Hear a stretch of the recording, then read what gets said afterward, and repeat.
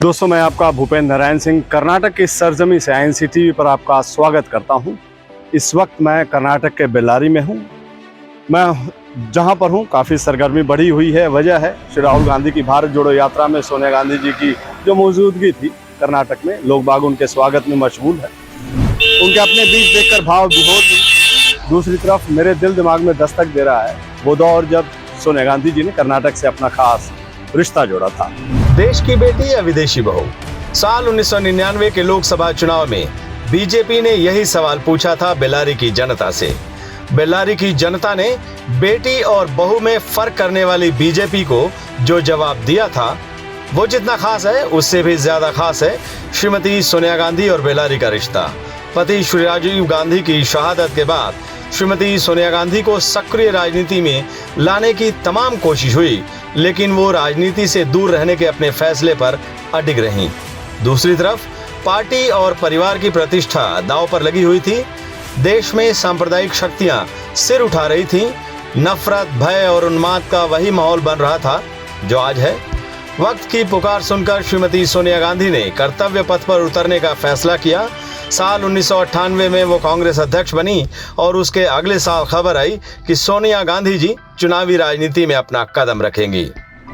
साल 1999 में जिस वक्त ये खबर आई कि श्रीमती सोनिया गांधी पहली बार लोकसभा चुनाव लड़ेंगी, उस वक्त मैं देश के वरिष्ठ पत्रकार श्री रजत शर्मा के शो आज की बात के लिए रिपोर्टिंग करता था।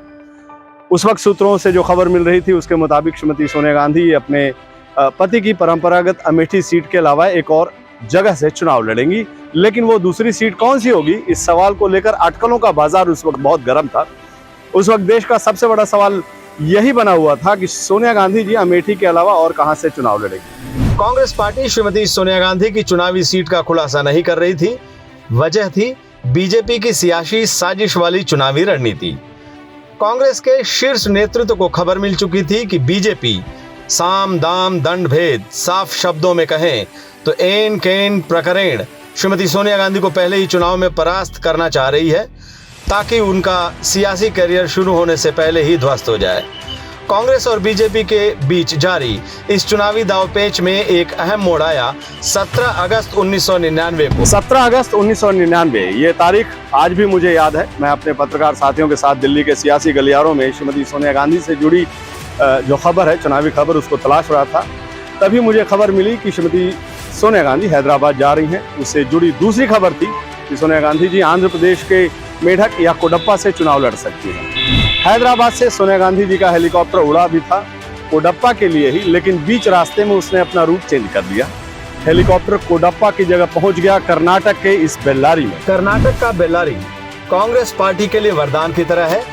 साल 1992 के बाद से कांग्रेस पार्टी कभी भी इस सीट से चुनाव नहीं हारी थी। श्रीमती सोनिया गांधी की भी इस सीट से जीत सुनिश्चित थी। कहा तो यहाँ तक जा रहा था कि सोनिया गांधी जी बस यहाँ से अपना पर्चा दाखिल कर दें, बाकी का काम खुद बेल्लारी की जनता कर देगी। बीजेपी को भी पता था कि इस बात में दम है और यही वजह थी कि बीजेपी ने श्रीमती सोनिया गांधी के मुकाबले में अपने तुरुप के इक्के को उतारने का फैसला किया। 17 अगस्त की रात को जब मैं सोने के लिए बिस्तर पर गया तो उस वक्त मेरे मन में यही सवाल कौंध रहा था कि बीजेपी सोनिया गांधी जी के मुकाबले में किसे उतारेगी। बीजेपी से जुड़े मैंने अपने कई सूत्रों को आधी रात को फोन कर लगाकर इस सवाल का जवाब पूछा, लेकिन सटीक जवाब किसी के पास नहीं था। 18 अगस्त की ब्रह्मवेला में मुझे भारतीय जनता पार्टी सूत्रों के हवाले से खबर मिली कि सुषमा स्वराज सुबह 6:15 की फ्लाइट से बैंगलोर जा रही है। नामांकन के आखिरी दिन सुषमा स्वराज ने पर्चा दाखिल किया। बीजेपी की चुनावी रणनीतिकारों ने अपनी संकीर्ण सोच के हिसाब से चुनावी जुमला तैयार किया। देश की बेटी या विदेशी बहू? बेल्लारी की जनता के सामने एक तरफ थी बेटी और बहू में फर्क करने वाली बीजेपी, दूसरी तरफ नए भारत के निर्माण में जुटी कांग्रेस पार्टी। मतदान से पहले ही बेल्लारी की जनता ने बीजेपी को उसके संकीर्ण सोच वाले सवाल पर अपना फैसला सुना दिया था। चुनावी नतीजे के दिन तो बस उस फैसले पर मुहर लगी थी। बेल्लारी के चुनाव में बीजेपी प्रत्याशी श्रीमती सुषमा स्वराज सोनिया गांधी जी से 56,100 वोटों से पराजित हुई थी। आंकड़े बस यहीं तक की दास्तां सुनाते हैं। इसके आगे की दास्तां सुनने का मन करे तो कभी बेल्लारी आइएगा। वहाँ की आबो हवा में आज भी श्रीमती सोनिया गांधी और वहाँ के लोगों के रिश्ते की मिठास घुली हुई है। कर्नाटक के बेल्लारी से मैं आपका भूपेंद्र नारायण सिंह, नमस्कार।